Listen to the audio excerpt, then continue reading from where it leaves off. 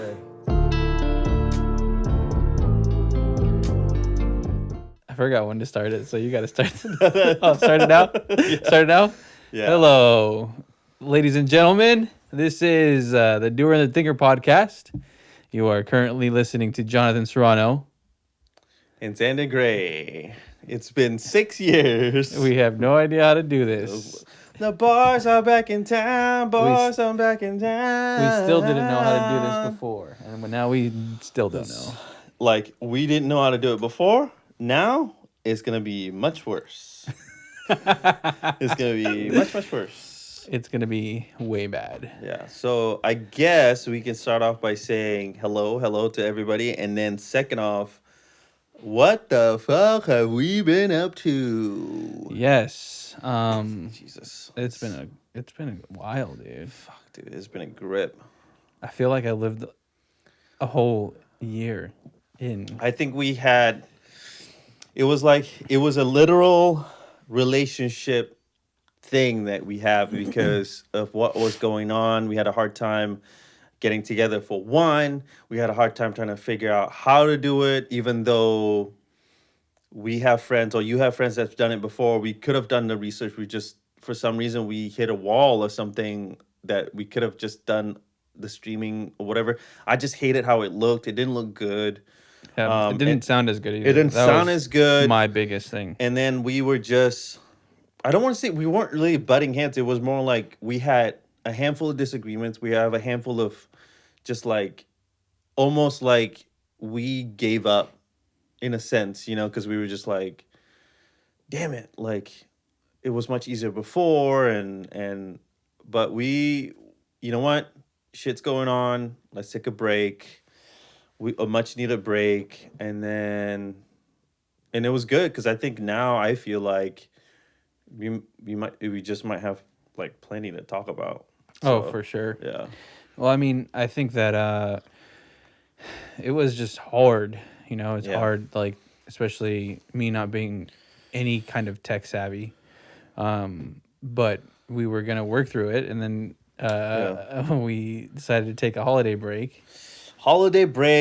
Family stuff. And then, I'm not going to lie. I was being a baby back bitch about everything just because I was like, fuck, I don't want to. I was still trying to figure out the fuck what I was doing with myself and everything else. And then on top of that, it got to the point where it was stressing me out, and it shouldn't stress me out. It should be like the good type of stress, right. And it was like getting to me, not just this, it was just everything that was coming together, and I was just like stressed.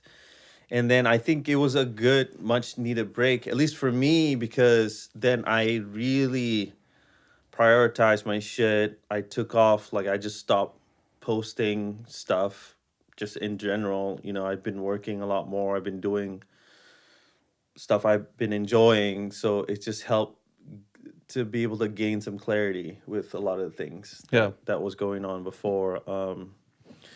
So do we want to dive? We don't have to dive deep into this, but as for myself, start figuring things out for what I want to do. I have a clear-cut goal of what I wanted to do now. Obviously this being one of the goals, and then having my house renovated. My wife and I, we've just been waiting long enough to get stuff renovated, so now we finally did it, or doing it now. So I've been dealing with that shit, and it was supposed to be done in like 4 weeks, 5 weeks, but it's going to be a couple months. That's never like... Well, I gave myself a couple months. I knew it was going to be longer than that. And then you can say what you feel comfortable saying. You've been going through some shit for yourself, at least. Yeah. So I'm currently doing some stuff that I can't talk about for a little bit. But we took a holiday break, and... actually, it was a day after Christmas. Our youngest dog, Calliope, the little baby, she was like throwing up all night, and I mean, fuck it. Let's get into it, right? I mean, yeah, we're back. As far you want to talk about it, yeah, we're for back. Sure. So, yeah, so we fed her. We came home and we fed her, and she was throwing up. And she had done this thing like every once in a while she'll throw up, and then she kind of eats too fast, you know. So she throws up, and then she's cool. But she was just throwing up. She was throwing up. She was throwing up, and we put her down in one of our like the bottom room in that stairwell, and we woke up in the morning. She was still throwing up, so we took her to the vet. I was freaking out because I thought it was something called bloat, which is basically dogs like big chested, like big like Barrel barrel chested dog. chested dogs. They eat fast, and then it could kind of twist their gut, Oh, right? okay. Yeah. That's super dangerous. So I was freaking out. We took her down, and we put her. You know, we took her to the vet, and we can't go in there, right? So we just pull up, and they tell us to like. It's so weird because like they we pull up, and they just tell you to text and then wait, right? And Yeah. it says if you think it's an emergency, then call. And I pull up, and I'm just like, I don't know, Yeah. but I'm not going to leave it to chance, right? Right. So we call. I tell them this is what I think it is. This is what's been happening. These are the symptoms. This is why I think this. They take her in right away, luckily, and we just wait, and it sucks because we were just sitting there waiting, Yeah. you know. So we get a phone call from the vet, and it just sucks because it was like I was expecting, uh, like, oh, we're gonna have to do surgery. We're gonna have Yeah. to do this or that, you Right. know. And it was just devastation. Like I could never have thought uh, what the vet said was what she was going to say. You know, she was just like, basically what happens is she had something called a mega esophagus. So her esophagus is like, was really, really, really big, right? And what it causes, that was what was causing her to throw up, right? And she, as the vet was saying this stuff, she was just like, this could be why she was so skinny. And you know, she was regurgitating the nutrients that she needed, and you didn't know it, right? And as let me finish the story, and then I'll say this other thing Mm-hmm. because it just really fucked me up. But so you know, this is what she said, and I, from regurgitating so much, she had kind of built up a mass. It was just a mass, right? Like basically what happens is like imagine like acid takes a piece of your like so the top layer of skin, it grows back. Acid takes it off again, so you just keep growing this layer of skin until it becomes a mass, right? Originally, or first, I thought it was like a mass of food that she had that last night, right? And then I started thinking like medical, like you know Mm-hmm. how I think, and then I'm like, oh okay, well I'm like, all right, well let's do this. Like we'll take her to get more studies or whatever we need to do, and Yeah. then she's like, well I would encourage that if it wasn't for, you know, she has fluid in the lining of her heart and she has fluid in the lining of her lungs.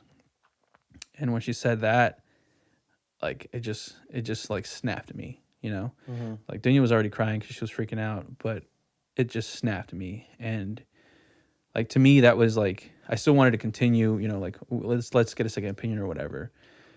So we were waiting to get transferred to Tacoma Hospital, and then I'm thinking like, why the fuck am I sitting here? Like, give me my dog back so I can spend time with her, you Yeah. know? So we called them and they're just like, yeah, you can take her back. We just have to, you know, pay up or whatever. So we did. Got her in the car. And man, I got her in the car and her demeanor was just insanely different, you know? Like she was just so tired. She was scared. And at that point, I reverted into this like emotional state, similar to with my mom, right? Yeah. But it's more scientific, you know.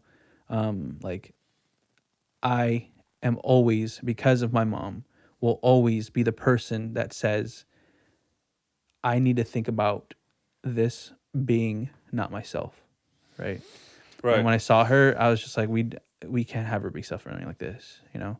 And talked to Dunya a little bit. I asked her what she wanted to do, and she was just like, you know, I don't know. And I'm just like, babe, like she's suffering, and we can't like what are we gonna do? You know, like we're gonna because the vet was like, if they can operate, because it's such a high risk. If, right? If she survives the operation, if they do operate, right? If she survives the recovery after the operation, and then after that, if she survives whatever treatment we would have to do after, right? And I didn't care about the work. The work is a non-issue, you know, but for me it was just like, I don't want to put her through the suffering. And then at the end we just it's just worst, you know. I'd Yeah. rather spend the time with her. So we did. We spent a good amount of time with her. We talked to the vet, you know, and it's actually really cool. It's a place in Paulsbo, emergency vet. Like, shout out to this doc, right? And I told her straight up, I was like, listen, I'm a clinician, and I know what I'm gonna ask you is not something that people should ask, right? But I'm just gonna go out on a limb and ask you to give me your advice. And I just said, if this was your dog, what would you do? If somebody asked me that in the hospital, I couldn't answer, right? Like, I could not answer legally. I just could not answer, Right. right? But she was really cool, and she was just like, listen, like, that's when she told me the if, Hmm. and she's just like, if this was my dog, I totally get it, but I would put her down. Yeah. And like, we spent time with her, and we you know, we it just happened, and dude, it just fucking broke my heart. Like, that girl was my heart. And you know, I fuck around and I'm just like, you know, I don't like Hmm. her, like, this and that, you know. Hmm. But that girl was just like, she's so gentle. She was just my heart, and I still miss the shit out of her, dude. And I don't know. It's just hard because, and this is what I was thinking about before, is like, I knew, you know, and that's what kills me, dude. Like, and this is why I'm so eager to drive forward after this, you know? Like, I just had this fucking gut feeling, like, there's something up here, you know? And in medicine, at work, when I have a gut feeling, I'm driving into that, right? Because the patient's life is at stake. So I will always say something. I will always drive forward. And I'm going to tell the doctor this and this and this and this, right? I'm going to do it to the death, because I rather look like an idiot and be stupid and be wrong and sound stupid than have this patient have something happen and then I knew, you know? Right. So this whole time, like, she's always been so skinny. We took her to the vet. The vet said she's fine. And so, of course, I don't know shit. So I took it. She's fine. She's just skinny, right? But I knew it in my heart, dude, that there was something going on. And I just took it at the vet's word. And I mean, no offense, shit happens. Like, I'm not blaming anybody. But I just took it at the word, and I can't do that anymore, man. Yeah. Like, I can't do that anymore in my life. And that's a lesson that sucks that I had to learn that way. But like, I just, I can't do that anymore. Like, if I feel it, I'm gonna say it, you know? And it's just, I don't know. I miss that little baby. Yeah.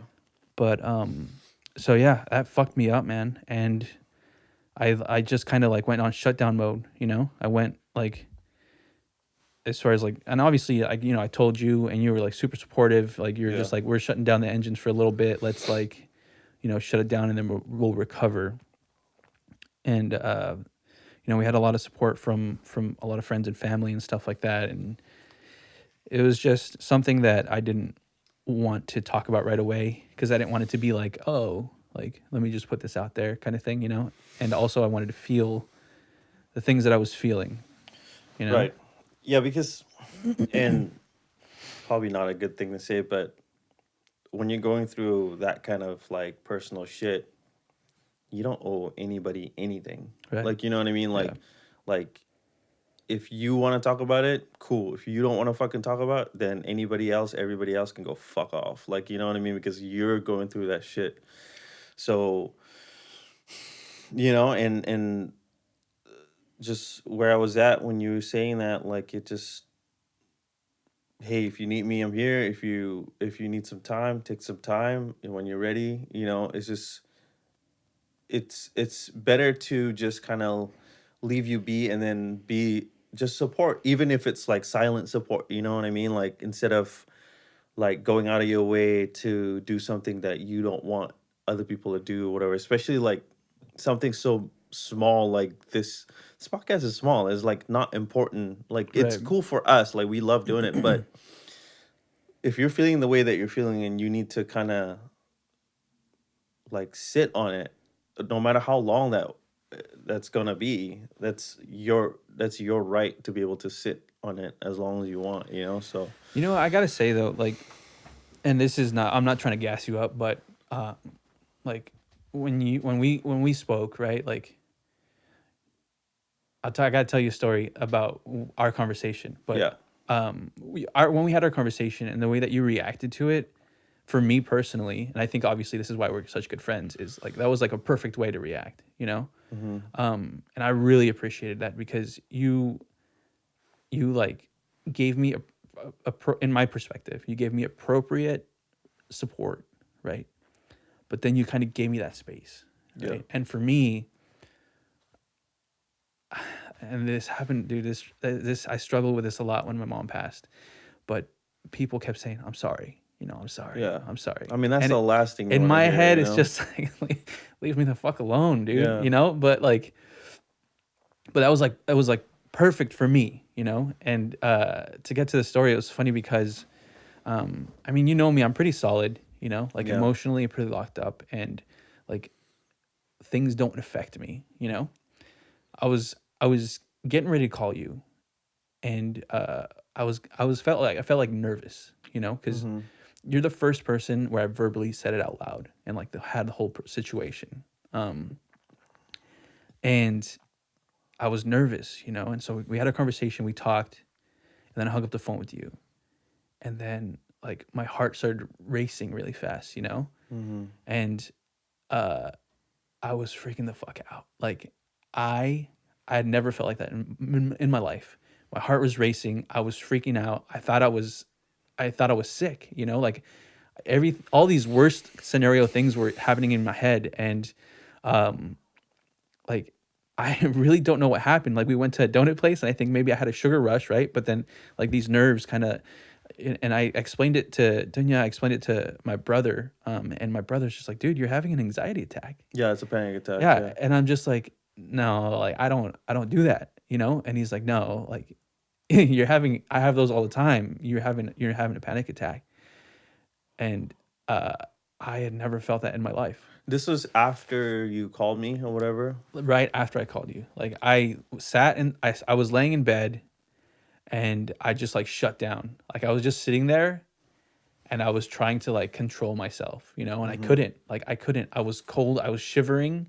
Like these physical things that I had no control over, and it's never happened to me in my life. Like I've never not had control like that. These physical things were happening, and I just couldn't believe it. And when my brother, like after I started talking to my brother about it, uh, like I started to calm down a lot, because he's just like, dude, you're having a panic attack. I have those all the time. He's like, just like telling me about it. And it's not like I didn't know that these things happened. My mom actually had panic attacks a lot, and he brought that up, and like I didn't, hit me, but Yeah. dude, I've never experienced anything like that. Did we talk about my panic attacks when I used to have them? I I don't think think, so. well, first of all, welcome to your 30s, because I think for men, especially 30s, is like it's like really typical for men our age to get panic attacks. I think the number one, at least for me, that I've noticed, or from what people tell me, is like when you have absolutely no control of what's going on, you don't know how you're feeling, and then you just felt trapped, you know. And the first few times when I had mine, I had no idea what it was, and I was just dealing it alone, and I was like, what the fuck is going on? Like it felt like I was gonna die. It felt like I want to have a heart attack. Like it was weird. It Hmm. was a lot of things that was going through my head, negative things. And I'm telling you, at least it might happen again and might not. So it just really depends on where your perspective is right now. But it happened to me a few times. But I'm telling you, once you sit in it, like you just instead of avoiding, just sit in it and then talk yourself out of it. Like, dude, you're gonna be so much stronger, and it almost like gives you that adrenaline, and just kind of gives you a perspective, Yeah. and I mean, yeah, man, like when you that's the fear, right? When you don't have absolutely no control over how you're feeling and what was going on, you just like you didn't and I can speak for myself, like it just when it happened to me, it felt like I was losing everything. Like I was just like I was losing myself. I wasn't happy. Like it was a lot of shit what was going on that I didn't take the time to ask myself. Like it's almost like it just happened. Like my body and my mind was like, hey, you need to address this now. Yeah. Guess what? It's gonna happen now. You know what's crazy is that like it kind of gives me it really humbled me, because I mean in the past more than now. Now I'm a little bit more understanding, but in the past things like that were always like, oh, that's like like that's pussy shit, Mm-hmm. like Mm-hmm. oh, that's like why would you lose control like that, right? Mm-hmm. And obviously as I'm getting older, I'm becoming more understanding of things like that. And when that hit me though, it humbled the fuck out of me, dude. Mm-hmm. And I just couldn't control anything. And in my head it was funny because I was sitting there and I was like, all right, let me go into meditation mode, I'm gonna lock this shit up. But then I was like, oh dude, this is COVID, I got COVID, like I'm shivering, like this is it, like this is it, it hit me finally, Yeah, yeah, yeah. like. And Dunya was at the grocery store, Yeah. so I was doing All this by myself. alone. Yeah, and she came home, and I told her, I was like, "Hey, can you get a thermometer on your way home?" And or is that what you call it when it's not for like food? A thermometer still, When it's not food? What do you mean? like because a thermometer you use for food, but like the one that you put in your Yeah, mouth, it's a like that's still thermometer. okay. Yeah, yeah. So I told her to get one, and then she's like starts kind of getting nervous, and I'm like, You're like, "It's what the fine." fuck is wrong with you? Yeah, Yeah. it's fine. Just get one. And then so she did. My You're just temperature like, was normal, it's Like like- after I had that science though, like it's like snapped. I was like, oh, yeah. okay, all right, we're okay, no fever. But I was, it was, it's insane, man. But Like just did to it? understand it. So when you were trying to lock it up, did it just get worse, or was it just still lingering? So I like I said, I have pretty good control. So I was feeling all the physical, right? In my head, I was thinking scientifically. I was diagnosing myself, right? It's stupid, but like I was like, all right, do I have a fever? When's the last time I got exposed? How could I have gotten exposed? Yeah. What else is going on? And then I was thinking I was this stupid part of me was just thinking, oh, this is the COVID, right? Yeah. But then the logical side was like, dude, you just lost Calliope. You just told Xander, this is the first time you've talked about it. I was going through it logically. Like, Yeah. you're just kind of freaking out. But then I was like, but these are physical manifestations, and I don't do physical manifestations. And that's why, like, dude, it seriously, like, buckled me to my knees, metaphorically, because that was so humbling for me to have that experience. And, like, I just don't do that. And it was so physical. I was like physically shaking. Yeah, I think it sounds like your bottle was full and then that cap just couldn't hold what you were going through, Right. and you've kept, a lid on it, and it's just like, not today, and Yeah. then Boiled it just over. kind of boiled over. And no, that I think that's great. I think it's it's what happens after that's gonna make you that much stronger and that much more perceptive to life, Yeah. and then no, it's great, man. I think that's really good, because a lot of men that I know, I mean, I talked about it too, but we're so like and I still feel this way. Like I still want to provide, I still want to be strong, I still want to be able to defend, all the stupid shit you as men you think about. It's so ingrained in you. It's so like, that's what we do. So Yeah. when we feel that point of vulnerability, of weakness, it was just, and then not only that we're not used to it, we don't know what to do after, because the people before us either locked it up, do something else, or Yep. you just never had to talk to somebody about it. That's how we learned, right? So That's what I've been thinking a lot about is like, why did I suffer with that by myself? You know, like yeah, after we got home, I was talking to Danya and we showered together, you know, like not yeah, you like did. yeah, we did because you know we said fucking that's You fucked have a up. panic attack, you fuck. Yeah. But it was like I told her I was like, let's just go shower, right? And I don't think I told her this, but the reason I said that was because when I found out the news that my mom was going to pass, right? Hmm. Um, like I was actually around. It's so crazy, dude. We were playing D&D, right? And my dad called me and he told me, and I just broke down. And like all my best friends were there, right? And I didn't even know what to say. Like I just blurted it out. You know, my mom's gonna die, and everybody kind of like huddled around me, supported me a little bit. And my best friend at the time, he was my roommate. So my other best friends, like they kind of just like obviously want to give me space, so they took off. And all I could do, and he's mentioned it. He's like, why don't you just go shower? Yeah, And in the shower, like I just cried. Like that's all I could do. After the shower, I calmed down a little bit. I felt better, right? So when we came home after Calliope passed, I was like, all right, why don't we just go shower and like we can be sad. And it I that's all I could that's all I knew how to do, right? Like, yeah. but in my head I'm thinking like, man, why why did I not why do I not want to feel? Like, why am I trying to lock it up? Why am I trying to not be sad? Like I know why in a certain way, but like this thing ingrained in my head that I have to be tough. Like Dunya was crying a lot, right? And I was so uncomfortable with it, but I kind of had a breakthrough because I was just like, man, let her just feel. And why can't I just feel too? Like Mm. what the fuck is it? This thing in my head that's just like, oh, you got to lock it up. You got to lock it up. Right?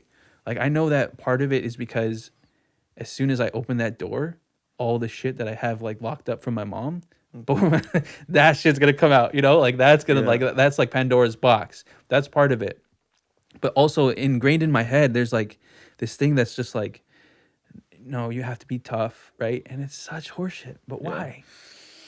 Because we carry all of our fathers and our fathers' fathers, all of it. We carry it. We No. carry all that burden. We carry all that weird sense of like um virility where we have to be like, I am man and I. But here's the thing though, like you can be both. Like, like I can cry and be sad. But I tell you this though, if you hurt my family, I'm gonna hurt you too. Like, Right. does that and also like there's no fucking rules. Like there shouldn't be like, if you're this person, this is the only thing you can do. And if you do anything that's not that, then you're not who you are. Right. It's like it's identity too, right? So and again, like I think it's horseshit, and you can be whatever you want to be, and you can still be strong. You can still provide. And also another thing too, like when you're by yourself, right? When you're alone, and I can speak from experience, when you're alone in the house, you you're afraid. Like you're like, fuck, I better turn the lights on, or like I don't want to get cuckoo, he's not gonna get me. Mm, But I tell mhm. you this though, if you have somebody there that you are willing to die for, protect, love, I'm telling you, you are not afraid. You're not afraid.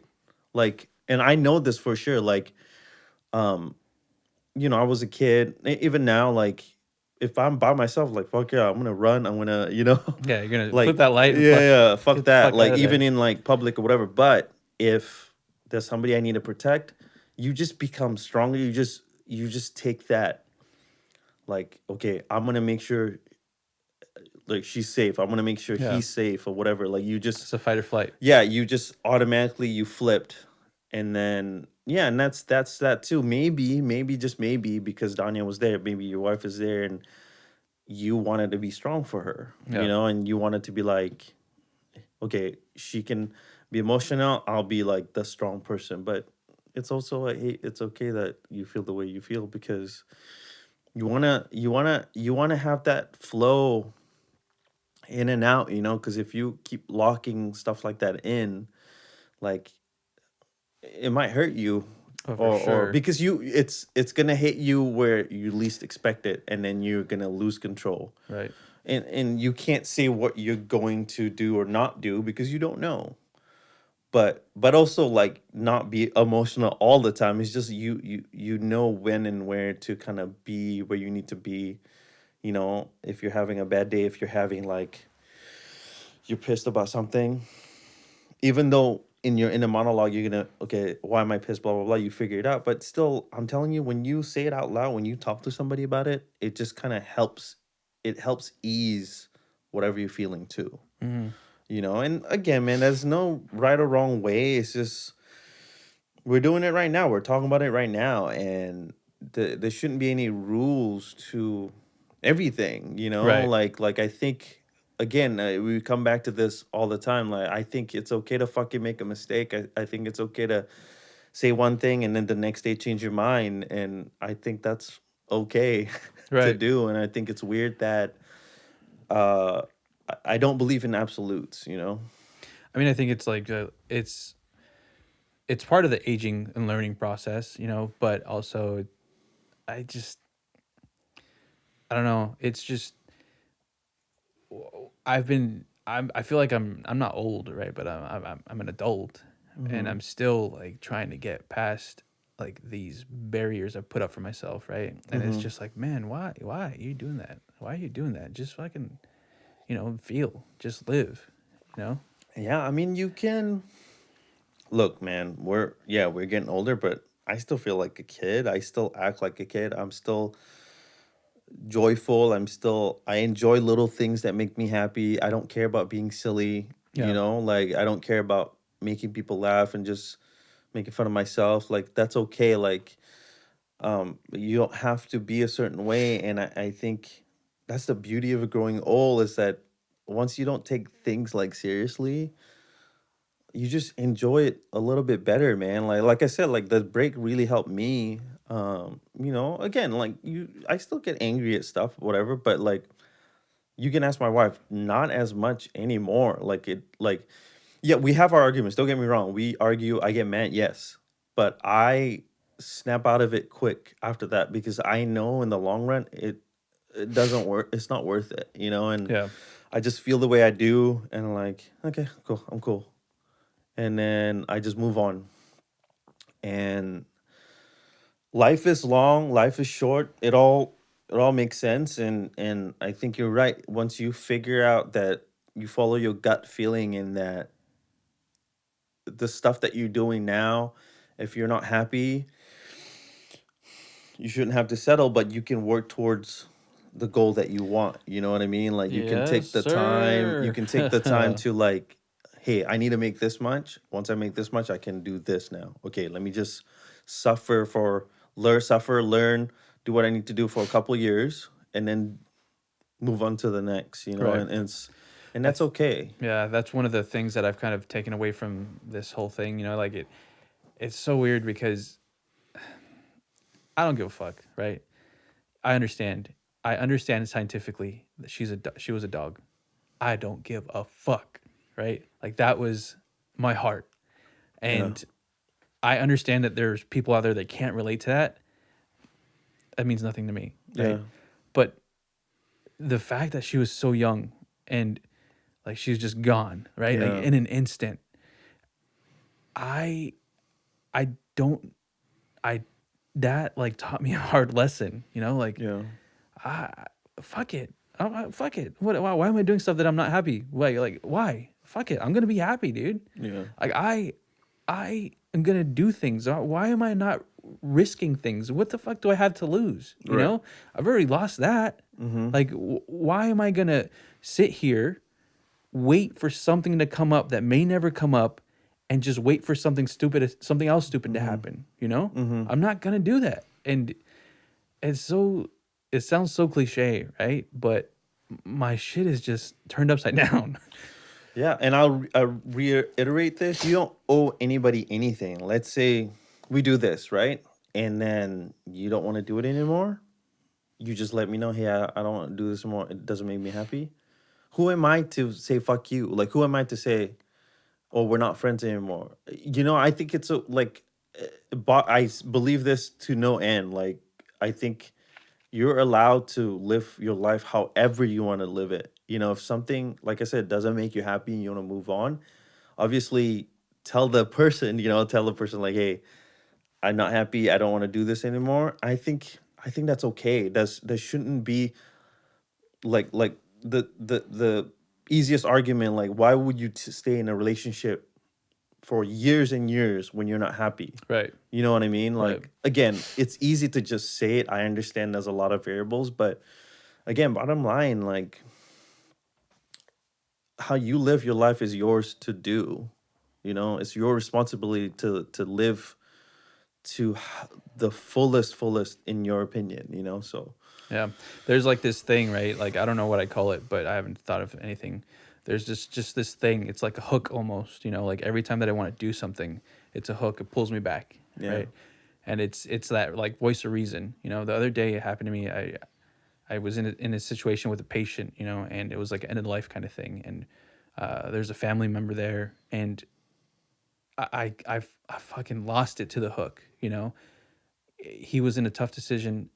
They were in a tough decision to make, and they made a certain decision. And in the big picture, he made a decision based off of the wealth of someone else. And I felt that, and I wanted to let him know, hey, you made this decision for the right reasons, right? For the wealth of someone else. And I got hooked. I hooked and I was like, nah, I can't do that. That's not my place. Yeah. Why? Why is it not my place?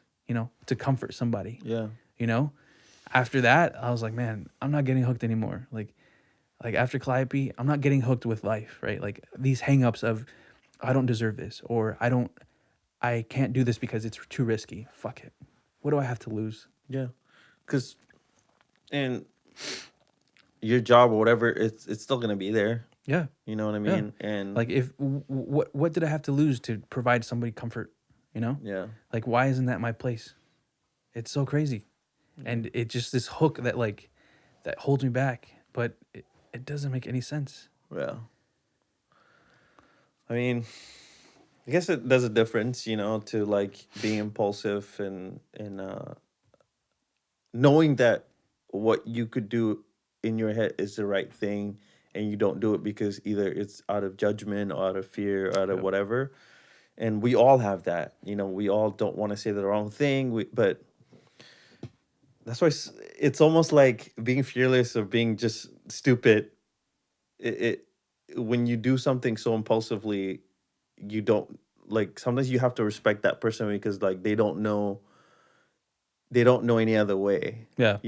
And then if you, let's say you tell them like, hey, that's fucked up what you said, like, oh shit, my bad.